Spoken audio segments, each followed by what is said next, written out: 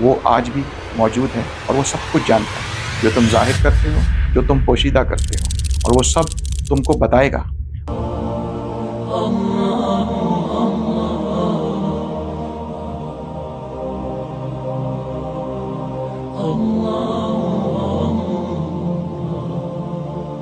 نحمدہ ونصلی علی رسولہ الکریم، اما بعد، فاعوذ باللہ من الشیطان الرجیم، بسم اللہ الرحمن الرحیم۔ قل اللہم فاطر السماوات والارض عالم الغیب والشہادۃ انت تحکم بین عبادک فیما کانوا فیہ یختلفون۔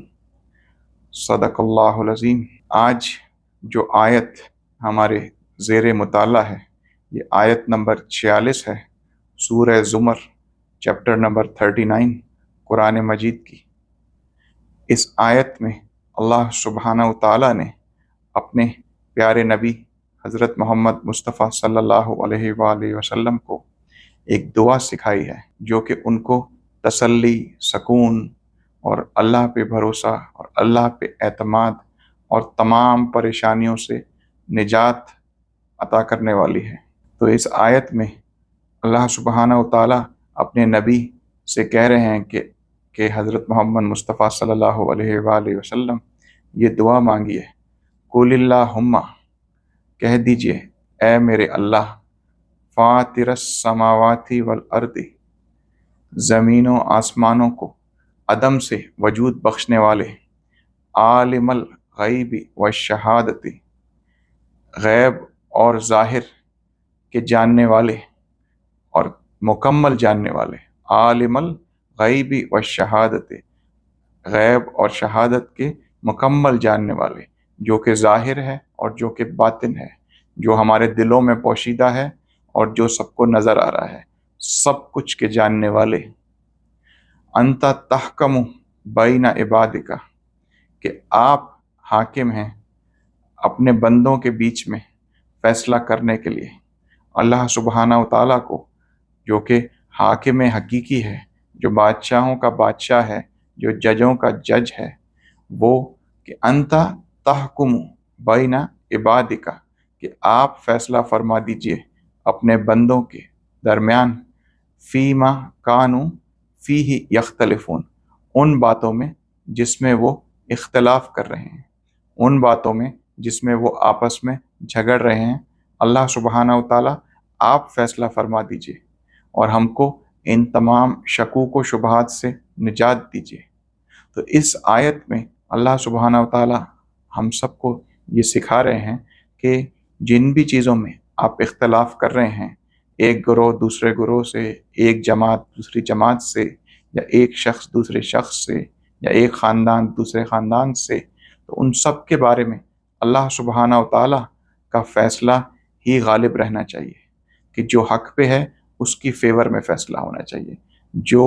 زیادتی کر رہا ہے اس کے خلاف فیصلہ ہونا چاہیے۔ اللہ سبحانہ و تعالیٰ اس میں ہمیں انصاف کا حکم دے رہے ہیں، اور اللہ سبحانہ و تعالیٰ اس میں ہمیں بتا رہے ہیں کہ ہم سب کو اپنی ایگو چھوڑ کے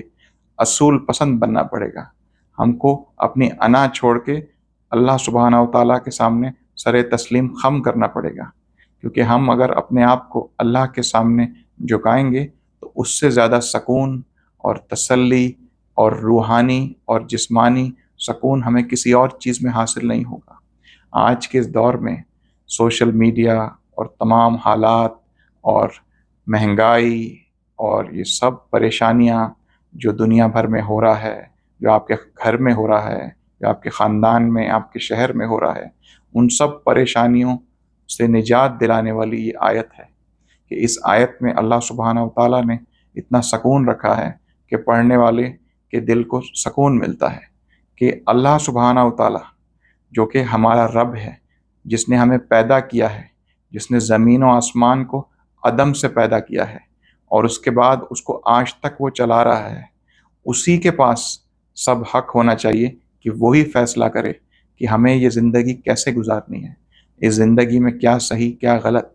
آج کے دور میں صحیح غلط کا فرق ہمیں مٹ گیا ہے، کہ ہمیں پتہ نہیں چلتا کہ کیا صحیح ہے کیا غلط ہے، کون سچ بول رہا ہے کون جھوٹ بول رہا ہے۔ کبھی کبھی جھوٹ ایسے دکھایا جاتا ہے کہ وہ سچ لگتا ہے، اور کبھی کبھی سچ ایسے بتایا جاتا ہے کہ وہ جھوٹ لگتا ہے۔ تو انسان ایک کنفیوژن کا شکار ہے۔ تو اس کنفیوژن سے اللہ سبحانہ و تعالیٰ نجات دے رہے ہیں ہمیں کہ ٹھیک ہے، تم سب کچھ نہیں جانتے، تم سب کچھ نہیں جانتے، پر جو سب کچھ جانتا ہے اس پہ بھروسہ تو کر سکتے ہو نا۔ عالم الغیب و شہادہ پہ بھروسہ تو رکھو، اس پہ یقین تو رکھو کہ وہ موجود ہے، جس نے آسمانوں اور زمین کو عدم سے پیدا کیا، وہ آج بھی موجود ہے اور وہ سب کچھ جانتا ہے، جو تم ظاہر کرتے ہو، جو تم پوشیدہ کرتے ہو، اور وہ سب تم کو بتائے گا، اور وہ تمہارے درمیان فیصلہ بھی کرے گا۔ انت تحکم بین عبادک فیما کانوا فیہ یختلفون، کہ جس بھی چیز میں ہم انسان بنی آدم اختلاف کرتے ہیں اس سب میں اللہ سبحانہ و تعالیٰ فیصلہ فرمائے گا۔ لیکن ہمیں اللہ سبحانہ و تعالیٰ کا فیصلہ معلوم بھی ہے، ہم کو اپنے دل میں معلوم ہے کہ کیا صحیح ہے کیا غلط ہے، لیکن پھر بھی ہم جان بوجھ کے سچ کو چھپاتے ہیں، شہادت کو چھپاتے ہیں، اور ہم شیطان اور ابلیس کے چیلوں کے پیچھے چل پڑتے ہیں۔ ہم بھول جاتے ہیں کہ شریعت کے کیا احکام ہیں۔ ہم اس دنیا کی روایت، ثقافت، اپنا کلچر اور سوسائٹی اور اپنے سٹیٹس کو مد نظر رکھتے ہیں۔ ہم اللہ کو، جو کہ فاطر السماوات والارض ہے، جس نے سارے آسمان اور زمین عدم سے پیدا کیے، اس کی پہلے کوئی مثال موجود نہیں تھی، ایسی تخلیق کی جو پہلے کبھی کسی نے کی ہی نہیں تھی، تو کوئی رول ماڈل نہیں تھا، کوئی ڈیزائن نہیں تھا، کوئی آرکیٹیکٹ نہیں تھا، اسکریچ سے، بالکل ڈاٹ سے، جو کہ ایگزسٹ ہی نہیں کرتی تھی چیز، اللہ سبحانہ و تعالیٰ نے ہمارے سامنے یہ ساتوں آسمان اور زمین بنائے، اور اس کے بعد اس پورے سسٹم کو آج تک چلا رہا ہے اور ہمیشہ چلائے گا، اور جب دل چاہے گا اس کو ختم کر دے گا۔ تو مرضی رب کی چلنی چاہیے، کیونکہ اس نے بنایا بھی اس نے، چلاتا بھی وہی ہے، کل کو ختم بھی وہی کرے گا۔ تو آپ اور ہم اپنی حقیقت پہچانیں کہ ہماری اوقات نہیں ہے ان چھوٹی چھوٹی چیزوں کے پیچھے ایک دوسرے سے اختلاف کریں۔ ہمیں اپنی انا کو نیچے رکھنا پڑے گا، اور ہمیں اللہ کے احکام اور رسول اللہ صلی اللہ علیہ وآلہ وسلم کی تربیت کو اوپر رکھنا پڑے گا۔ ہم کو اوپر رکھنا پڑے گا اللہ کے تعلیم کو، اللہ کے قرآن کو، اللہ کے دین کو، اور جب رب کا دین غالب رہے گا تو کسی کے ساتھ زیادتی نہیں ہوگی، سب کو اپنا حق ملے گا، اس دنیا میں بھی ملے گا اور آخرت میں تو بے شک ملے گا ہی۔ تو آپ اور ہم، یہ جو اپنے آپ کو کوئی چیز سمجھتے ہیں، ہم جانتے کچھ نہیں ہیں، پر ہم کہتے ہیں کہ جی ہمیں سب معلوم ہے، اور ہم بنتے ایسا ہیں کہ ہم پریٹینڈ کرتے ہیں کہ جی ہمیں سب معلوم ہے اور باقی کسی کو کچھ معلوم نہیں۔ تو ہم سچ چھپا لیتے ہیں اور جھوٹ بتا دیتے ہیں، اور ساری دنیا کو بار بار جھوٹ دکھانے کے بعد ہم کہتے ہیں یہ جھوٹ ہی سچ ہے۔ تو یہ بہت بڑا ابلیس کا دھوکہ ہے، تو اس کا شکار ہمیں نہیں ہونے کی ضرورت۔ تو اس آیت میں اللہ سبحانہ و تعالیٰ نے اتنا ریلیف رکھا ہے، اتنا سکون رکھا ہے، کہ اللہ سبحانہ و تعالیٰ فرما رہے ہیں کہ آپ سب حضور اکرم صلی اللہ علیہ وآلہ وسلم کے توسط سے یہ دعا مانگیے کہ قل اللہم فاطر السماوات والارض عالم الغیب والشہادت انت تحکم بین عبادک فیما کانوا فیہ یختلفون وما علینا الا البلاغ المبین۔ سورة الزمر۔ بسم اللہ الرحمن الرحیم۔ قل اللہم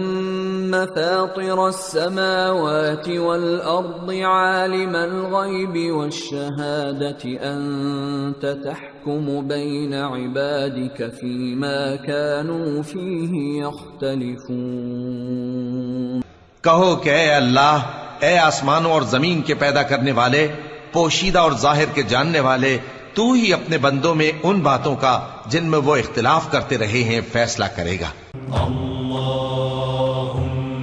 صلی علی سیدنا محمد النبی الأمی